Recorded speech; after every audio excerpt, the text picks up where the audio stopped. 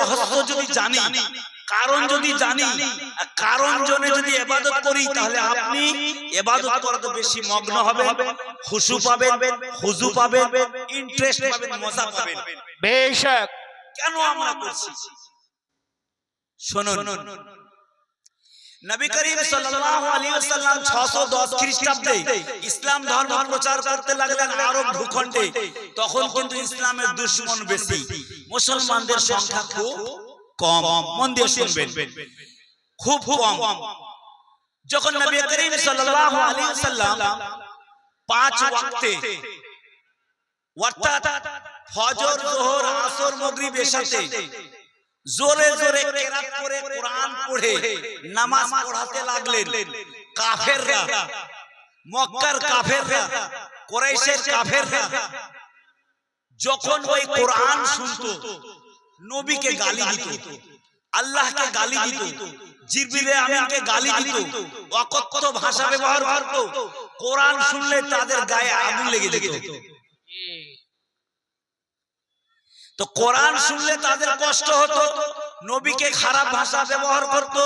তো আল্লাহ পাকের পক্ষ হইতে কোরআন নাজিল হলো, ওয়ালা তাজহার বিসলাতিকা ওয়ালা তুখাফিত বিহা। জি বেশক। কোরআনে আয়াত নাজিল হলো, ওয়ালা তাজহার বিসলাতিকা, নামাজের মধ্যে কিরাতকে জোরে করিও না, ওয়ালা তুখাফিত বিহা, এবং এত আস্তেও করিও না যে তুমি নিজে শুনতে না পাও।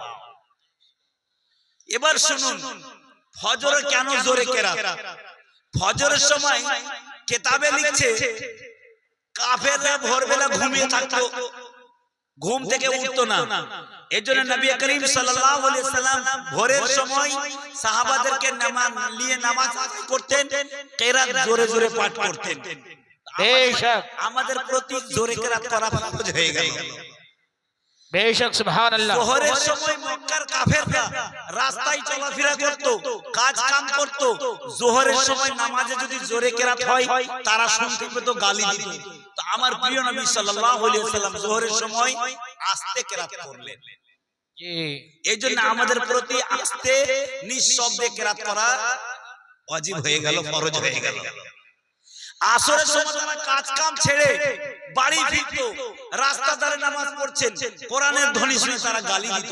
তো নবী করিম সাল্লাল্লাহু আলাইহি ওয়াসাল্লাম কি করলেন? আসরের সময় নিঃশব্দে, সাউন্ড ছাড়া, ধ্বনি ছাড়া, নিঃশব্দে কেরাত করে আসরের নামাজ পড়ালেন। কাদেরকে? সাহাবীদেরকে। বেশক সুবহানাল্লাহ। আসরের সময় নিঃশব্দে কেরাত করা নামাজের মধ্যে ফরজ হয়ে গেল। তাহলে যোহর আর আসরে আসতে হলো তাদের শোনার কারণে। আবার মাগরিবের সময় তারা চা পান করাতে, কফি খাওয়াতে, কফি খাওয়াতে তারা মগ্ন হয়ে যেত। মাগরিবের সময় তারা চলাফেরা বন্ধ করে দিত আরব দেশে। জি, আরব দেশে আমিও গেছি, দেখেছি তারা মাগরিবের সময় হলে তারা চা কফি নিয়ে বসে গেল, আড্ডা করবে, চা কফি খাবে। আরবে 2 বছর ছিলাম আলহামদুলিল্লাহ।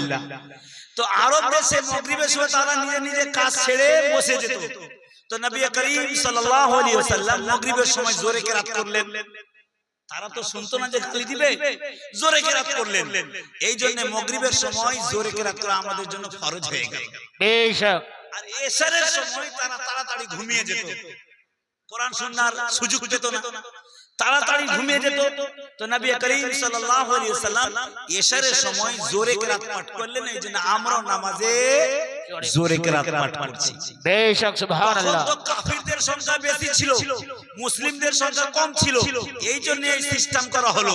কিন্তু আল্লাহ পাক রব্বুল আলামিন কোরআনে বলছেন, ওয়ালা তাজহার বিসলাতিকা ওয়ালা তুখাফিত বিহা।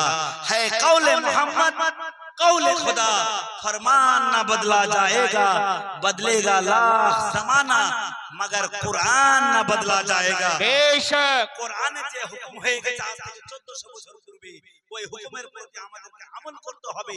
বলে আজ আমরা যদিও 5 ওয়াক্তে জোরে কেরাত করলে আমাদের অসুবিধা হবে না মসজিদে, মুসলিম এলাকাতে, তারপরেও কিন্তু আমরা কোরআনের উপরে আমল করার জন্য 3 ওয়াক্তে জোরে জোরে কেরাত করি আর 2 ওয়াক্তে আস্তে কেরাত। बेशक सुबहानअल्लाह। এই জন্য শায়ের বলছেন, হে কওলে মুহাম্মদ, কওলে খুদা, ফরমান না বদলা जाएगा, बदलेगा लाख जमाना मगर कुरान न बदला जाएगा। बेशक सुभान अल्लाह। কারণ বুঝতে পারলেন? আচ্ছা আর একটা কারণ বলি, নামাজের কারণ শুনবেন তো, বুঝতে পারছেন তো? আমি কিন্তু সুরে বক্তব্য রাখি না, আমি একজন মুদাররিস, মাদ্রাসায় পড়াই, বুঝিয়ে বুঝিয়ে বলি, কিন্তু সুরে বক্তব্য রাখি না। আপনাদের মোহাব্বত, আপনাদের এখানে এটা তৃতীয়বার আমি আসলাম। একবার এসেছিলাম আপনাদের হাই মাদ্রাসার ভিতরে জালসা হয়েছিল, আর একবার এখানে হয়েছিল এই মাদ্রাসার উদ্বোধনে, আর আজকে হচ্ছে তৃতীয় টাইম। আপনাদের মাওলানা জিয়াউর রহমান আর আমার নাম জিয়াউল মিতা, একই ক্লাসে লেখাপড়া করেছি, কেরালায় 5 বছর কেরালায় পড়েছি, তারপরে চলে গেছিলাম সৌদি আরব, ওখানে 2 বছর ডিউটি করেছি, তারপরে এসে এখানে আলহামদুলিল্লাহ একটা মাদ্রাসা পড়াচ্ছি। যাই হোক সৌদি সমাজ, শুনুন, আমরা বড় বড় মাহফিল আপনাদের এলাকাতেও হয়, এই তো চাচলে আপনাদের নূরি কনফারেন্স হলো, তাই না? আমাদের এলাকার আলেম ওলামা এসেছিলেন, বড় বড় কনফারেন্স হয়, জালসা হয়, মিলাদ হয়, মাহফিল হয়, মসজিদে খুতবা হয়, মসজিদে আলোচনা হয়, তাকরীর হয়, বক্তব্য হয়, কিন্তু আমরা শুনি আর শুনে বাস, আমল করতে পারি না। আমল করার জন্য চেষ্টা করতে হবে, নিয়ত করতে হবে, আর মন দিয়ে শুনতে হবে, কারণগুলো বুঝতে হবে। কেন আমরা নামাজ পড়ছি, কেন আমরা রোজা রাখছি, কেন আমরা যাকাত দিই? যাকাত কেন দিই? قال رسول الله صلى الله عليه وسلم الزكاة قنطرة الإسلام। बेशक নবী করিম সাল্লাল্লাহু আলাইহি ওয়াসাল্লাম মুসলিম শরীফের হাদিস বলেন, যাকাত হচ্ছে কান্তারাতুল ইসলাম। কান্তারাতুল মানে ব্রিজ, ইসলামের উপরে আপনাকে অটল থাকতে গেলে ব্রিজ পার হতে হবে, যাকাতের যোগ্য হলে আপনাকে যাকাত দিতে হবে। जी बेशक। আপনি রোজা কেন রাখছেন? আস-সাওমু লি ওয়া আনা উজজা বিহি। নবী করিম সাল্লাল্লাহু আলাইহি ওয়াসাল্লাম হাদিসের মধ্যে বলছেন আস-সাওমু লি ওয়া আনা উজজিউ বিহি। দুটি riwayat আছে। সমস্ত ইবাদতের সওয়াব কে দেন? আল্লাহ পাক রব্বুল আলামিন ফেরেশতার মাধ্যমে। কিন্তু এমন একটি ইবাদত আছে রোজা, যার প্রতিফল, যার নেকি, যার সওয়াব, যার পুণ্য স্বয়ং আল্লাহ তাআলা নিজেই দান করেন। सुभान अल्लाह। আর শুধু নিজেই দান করেন না, বলছেন আস-সাওমু লি ওয়া আনা উজজা বিহি, আমি তার প্রতিফল, আমি তার সওয়াব বদলা। सुभान अल्लाह सुभान अल्लाह। শ্রদ্ধেয় সুধী সমাজ, আচ্ছা এবার চলুন নামাজের মধ্যে আমি যদি 1 রাকাত নামাজ পড়ি তাহলে রুকু কয়টি হবে? একটি।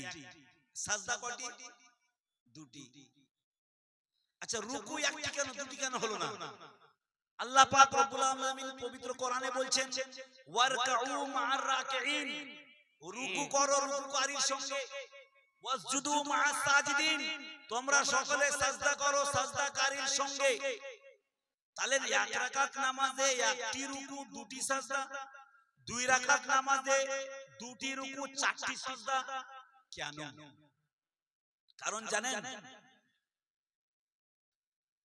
কারণ হচ্ছে আল্লাহ পাক রব্বুল আলামিন হযরতে আদম নবী আলাইহিস সালামকে সৃষ্টি করলেন আর ফেরেশতাকে অর্ডার করলেন উসজুদু লি আদম, উসজুদু লি আদম, আদমকে সিজদা করো। সমস্ত ফেরেশতা মণ্ডলীগণ আল্লাহ পাকের আদেশ পালন করার জন্য সাজদায় রত হয়ে গেলেন, সাজদা করলেন। ইল্লা ইবলিস আবা ওয়াস্তাকবারা ওয়া কানা মিনাল কাফিরিন, কিন্তু ইবলিস সাজদা করলো না। তো ফেরেশতা মণ্ডলীগণ সাজদা করার পরে, একটি সাজদা করার পরে উঠলেন, উঠার পরে দেখছেন যে আমরা আল্লাহ পাকের হুকুম পালন করতে পারলাম, আর এই মালাউন ইবলিস হুকুম পালন করতে পারলো না। তো ফেরেশতা মণ্ডলীগণ নিজের পক্ষ হইতে আল্লাহ পাকের শুকরিয়া আদায় করার জন্য, যে হুকুম পালন করতে পারলাম, এর শুকরিয়া আদায় করার জন্য স্বয়ং নিজেদের মধ্যে স্বয়ং আবার একটা সাজদা করলেন। सुभान अल्लाह। তাহলে প্রথম সাজদা ছিল সাজদায়ে হুকমি, আল্লাহ পাকের হুকুম আদায় করার জন্য, আর দ্বিতীয় সাজদা হচ্ছে সাজদায়ে শুকরি, আল্লাহ পাকের শুকর আদায় করার জন্য। তাহলে কয়টি সাজদা হলো? দুটি। ফেরেশতাদের এই দুই সাজদাকে আল্লাহ পাকের পছন্দ হয়ে গেল, এইজন্য নামাজের মধ্যে দুই সাজদা। এক রাকাতে কয়টি সাজদা? দুইটি। দুই রাকাত দুইটি সাজদা হয়ে গেল। যেহেতু ফেরেশতা করেছেন দুই সাজদা। রুকু কেন একটি? রুকু তো না।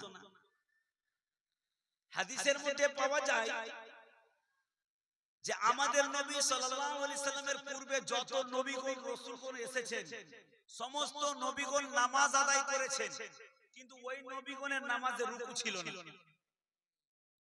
রুকু ছিল না। নামাজ পড়ার পদ্ধতিতে সাজদা ছিল, কিয়াম ছিল, কুউদ ছিল, পড়া ছিল, তাসবিহ ছিল, কিন্তু রুকু ছিল না। রুকু হচ্ছে পার্সোনাল ফ্যাসিলিটি, এটা ওয়াফার একমাত্র প্রিয় নবী সাল্লাল্লাহু আলাইহি ওয়াসাল্লামের উম্মতের জন্য। সুবহানাল্লাহ। একমাত্র রুকুটা উম্মতে মুহাম্মাদির শরীয়তেই জায়েজ হয়েছে আর হুকুম হয়েছে। আল্লাহ পাক রব্বুল আলামিন পবিত্র কোরআনে বলছেন, ওয়ারকাউ মা'আর রাকিঈন, তোমরা রুকু করো রুকুকারীর সঙ্গে।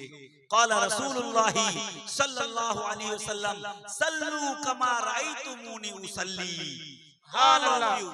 All of you perform the prayer as you look me. যেমন তোমরা আমাকে নামাজ পড়তে দেখছো ওইরকম তোমরা নামাজ আদায় করো। তো আমাদের নবী আমাদেরকে প্রথম থেকে নিয়ে শেষ পর্যন্ত সাহাবাগণকে নামাজ পড়ার সিস্টেম পদ্ধতি শিক্ষা দিয়েছেন।